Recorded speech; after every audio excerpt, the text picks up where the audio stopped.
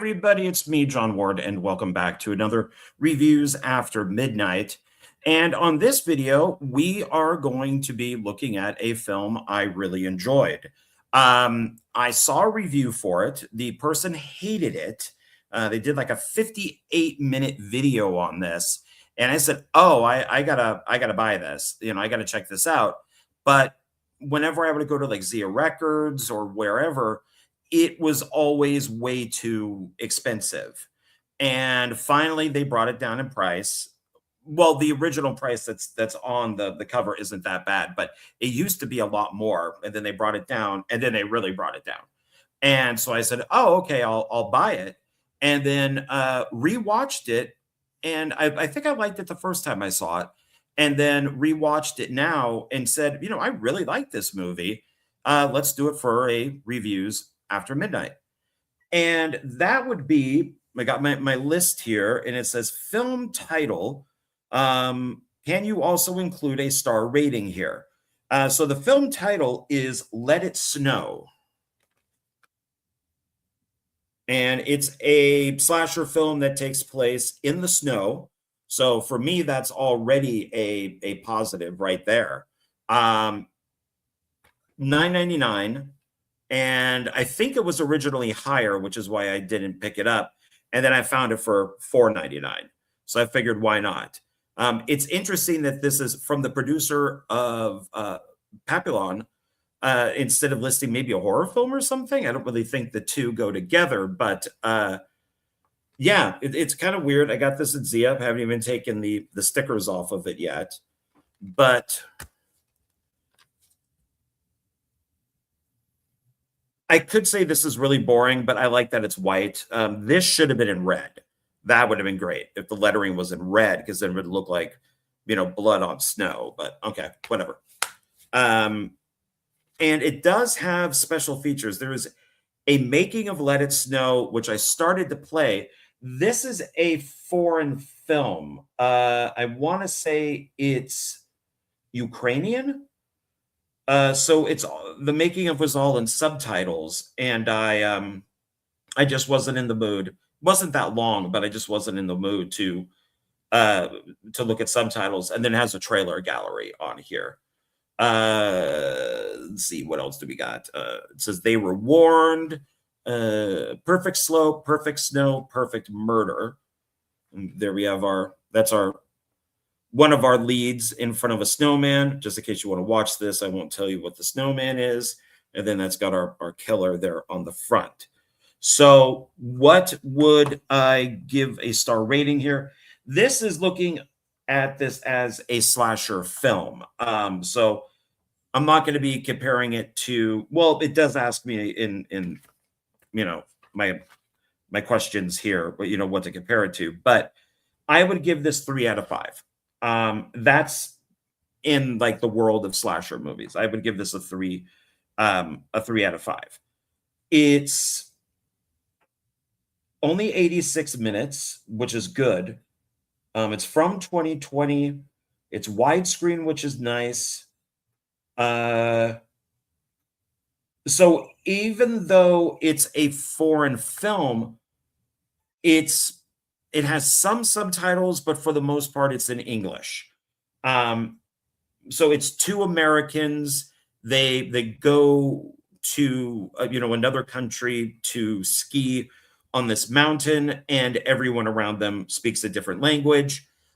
So we do get basically English for a lot of the movie, but then we also get subtitles. And so it says, what did you expect from the film? I don't know what I'm trying to read. I just wanted to be entertained. I wanted a good slasher movie. This has snow and blood.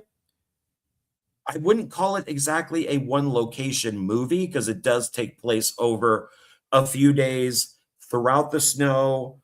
There are these kind of cabins that are in the snow. And so it's not one location, but it sticks with snow, which is cool. I really like that.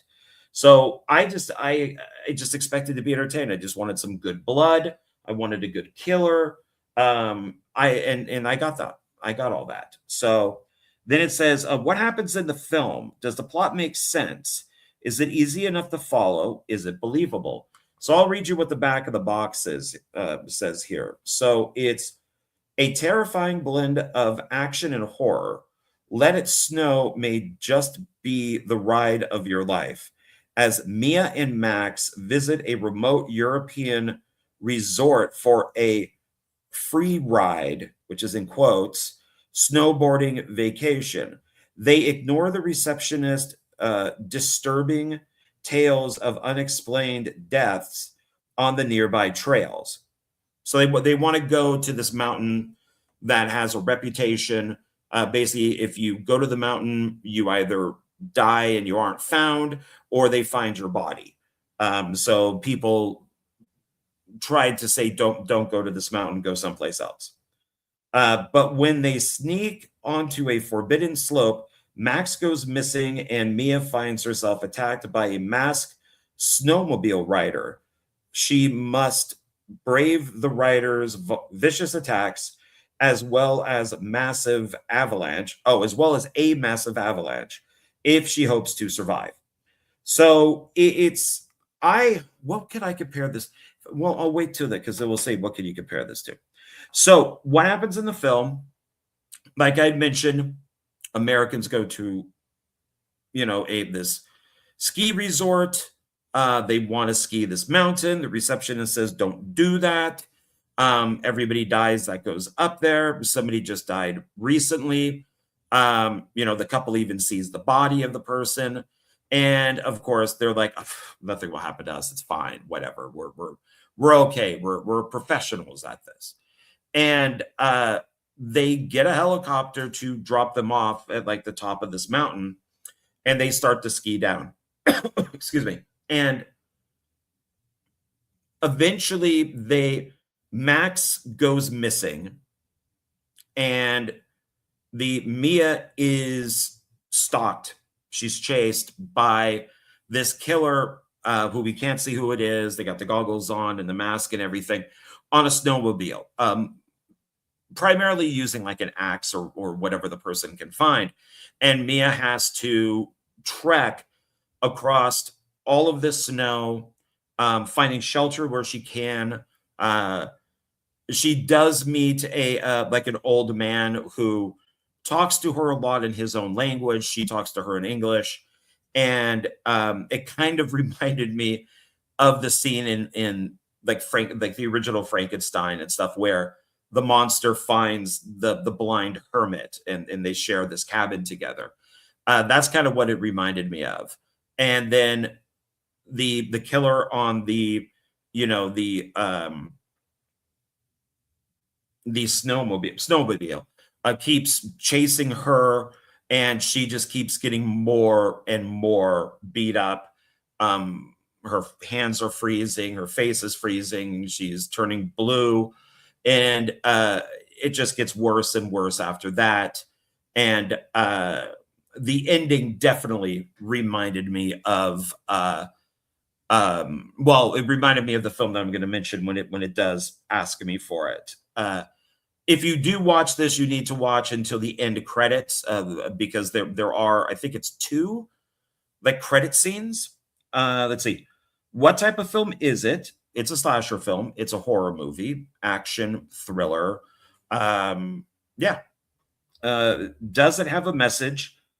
I guess just if somebody says don't ski on that mountain, a lot of people have died. Don't be a cocky a-hole and be like, yeah, we'll be fine. We'll be okay. No sweat. Don't worry about it. Maybe just heed the warning. But of course, nobody does, especially Americans. They tend to go to these foreign countries, Hostel and Green Inferno and all these movies where these Americans go, and they're a little cocky, and they eventually get murdered or eaten. So yeah, just if somebody tells you I wouldn't go there, don't do it. Let's see. That's what happens in the film. Does the plot make sense? Sure. We get a scene at the beginning of the movie where these two they're called free skiers. Is that what they're called? Free rider, free riding, snowboarding vacation. So we see at the beginning there's a man and a woman. They're free ride snowboarding. They end up crashing out of nowhere. This girl is there, and they end up killing her. And they split. They just leave there, and it cuts to years later, and now there's all these deaths and stuff on this mountain. So it's like, okay, so somebody's taking revenge on, probably for this girl's death. Is it easy enough to follow? I would say so, because we do get at the end of the movie these two credit scenes that explain some stuff. Is it believable? Yeah, sure. Why not? I mean, it's possible that Mia, with the amount of time that she is out in the snow, might have died, or hands would have just been blue and just from the snow, just frozen to where they probably have to be cut off or something. But it's a movie, it's a horror film, so why not? Because the actress does a really good job who plays Mia. I thought that she did an excellent job. Who are the main characters and what are they like? So it is Mia and Max. Yeah. From America.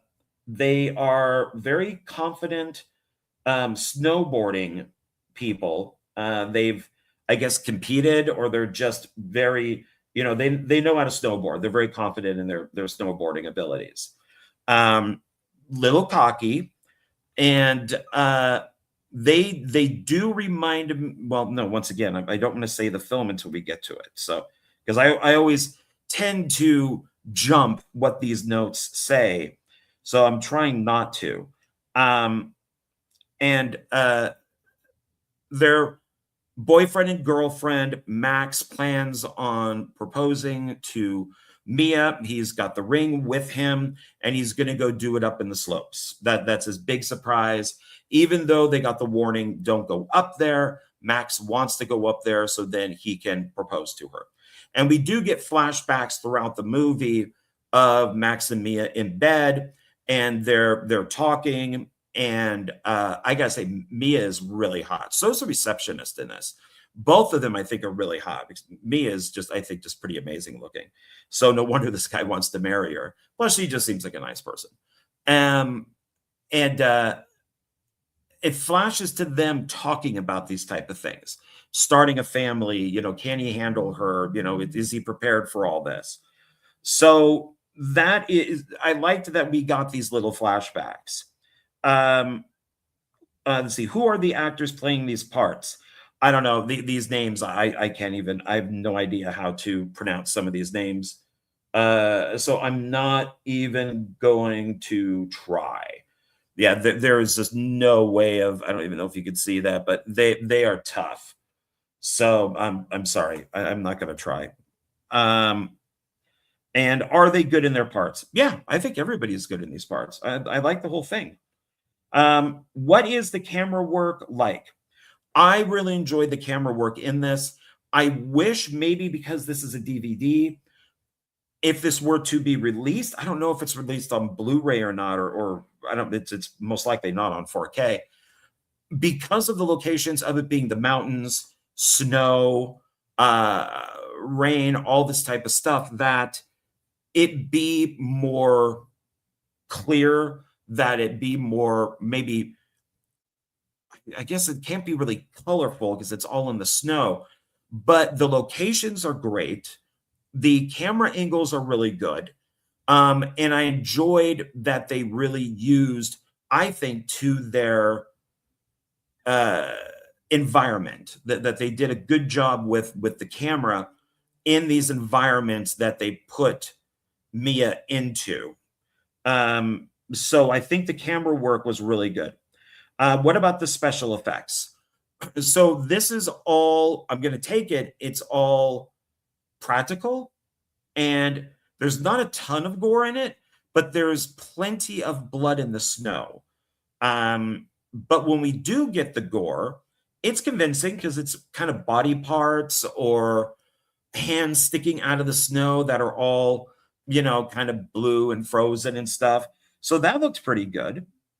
Let's see. Are there beautiful scenes? Oh yeah, definitely, because it's all shot in these beautiful mountains with running streams, like like little waterfalls going into rivers with snow all around it.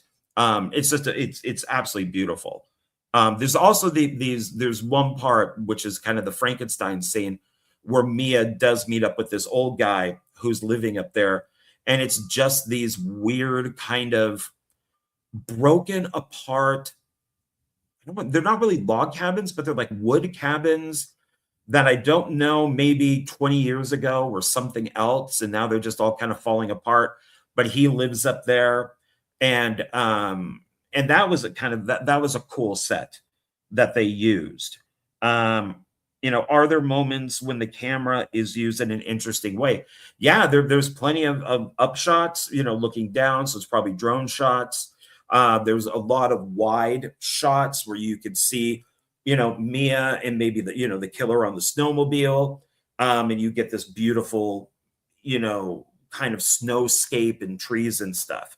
So yeah, it's and the editing isn't crazy, which is nice, and you can actually enjoy the scenery that is around her, but then it goes to like close-ups and things of her just all messed up from trying to escape this killer, from falling, down, a mountain, or having to spend the night outside.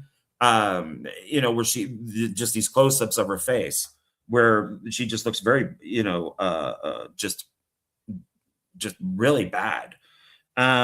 Did you enjoy the film? Yes, I did. I enjoyed it quite a bit. I really liked it.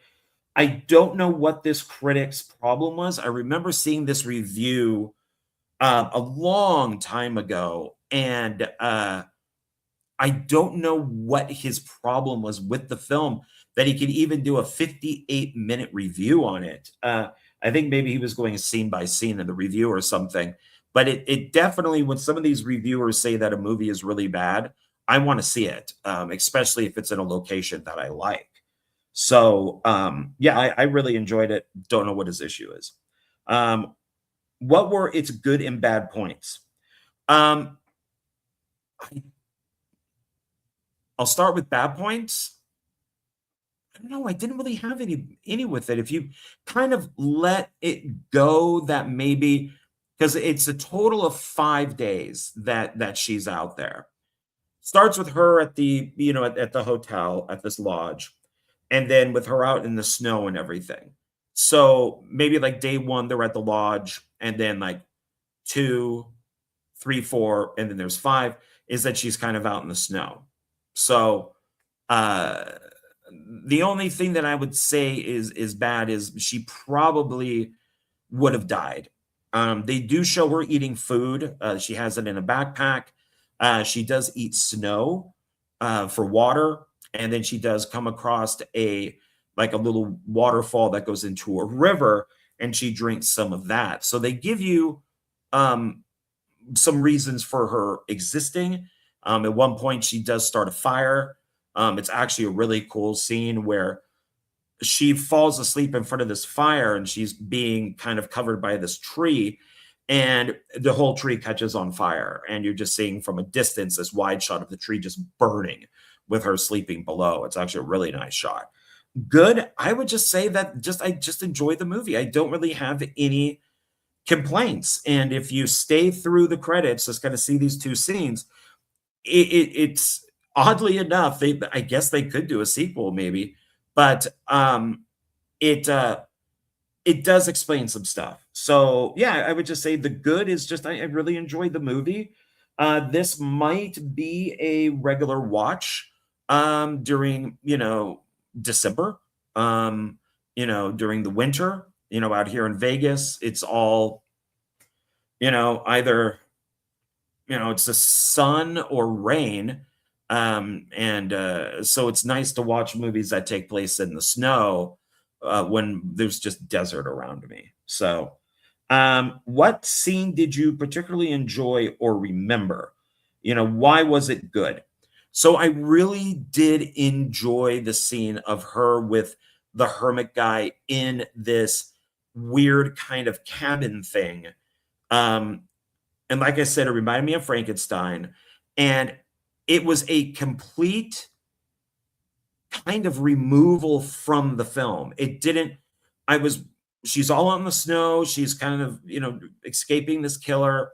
And then she ends up at this, there's an avalanche that happens. She gets stuck in the avalanche.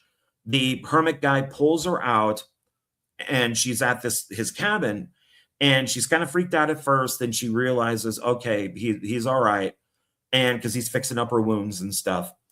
And then they just have this relationship for a little bit. I don't want to tell too much because there's some stuff in there that might ruin it. But I really enjoyed that because it just removed us from all the snow for a second and put us in this cabin. And then she leaves and then puts us back in the snow again. So it's kind of this break that was kind of weird for the movie, but it was nice not being in the same area for the entire film. So that is probably why I thought that would probably be my favorite scene in the movie. Let's see. What scene did you particularly not enjoy? Why was it bad? Um, I don't think there are any. I don't think that there are any at all. I did because I saw this so long ago. I didn't really remember much of it when I watched it this time around, and I was completely wrong on who the killer was. Um, so that was pleasant. That was nice. So nothing that I didn't really enjoy. Would you recommend this film to what sort of people and why? If you like slasher movies, if you like horror movies, if you like thrillers, if you like movies that take place in the snow, if you like blood on snow like I do, if you like movies that take place up in the mountains, maybe it could even just be a cabin during the summer, or like a lodge during the winter. I would recommend this film. I would definitely say check it out. Maybe it's not available on Tubi. It did list like Amazon Prime, and I think if you don't own it, you would probably have to pay for it. But I do recommend it to people who like horror films, especially ones that are in like weird and unusual locations. So I recommend that. And it says, okay, finally, my last question on here. Are there any other films you can compare this to? All right. So this is what I've been avoiding. This is a weird comparison, but I do compare this to Open Water, but it's the opposite of Open Water. It is, instead of water, it's snow. The couple in Open Water, they don't seem to have the best relationship. The guy asks the day before they go out like scuba diving, he asks his wife, "Do you want to have sex?" And she goes, "No, not really, no." And they just go back to reading or whatever they're doing. In Let It Snow, instead of this is the girlfriend, but I guess soon to be, if they, if what they experienced in the film didn't happen, she would be his wife, but she initiates the sex, and the guy closes up like his laptop, and they have sex. They instead of like in Open Water, they do have the boat in Open Water that takes them out to scuba diving. In this, there is the helicopter that takes them to the top of the mountain. In Open Water, I'm not going to say much more about this, but if you've seen the film, spoilers, give you a second, spoilers, the guy dies first, and then the girl dies. I'm not going to say much about that if you watch the film, but I really do compare this to Open Water. And if you like Open Water, this would actually make a great double feature with it. because it is so the opposite, but the same. So definitely check it out. So that's my list. That's everything we have. And so I recommend this. I really do. Now talking about it, I'm going to change my rating. I'm going to give this a 4 out of 5. 4 out of 5. Yeah, I think 4 out of 5 is good. So definitely check this out. If you're into collecting movies and slasher films and all of that, I recommend buying it. That way, especially if you can find it as cheap as I did. That way, then you don't have to pay for it with streaming. Might be able to find it somewhere else online from a place that has it for free. Maybe like Daily Motion might have it, something like that, where you don't have to pay for it. But I think it's definitely worth having in your collection. So, okay, everybody, thanks. That is it. And I appreciate you watching this video. And I will see you on the next video next month. Thanks. All right, bye.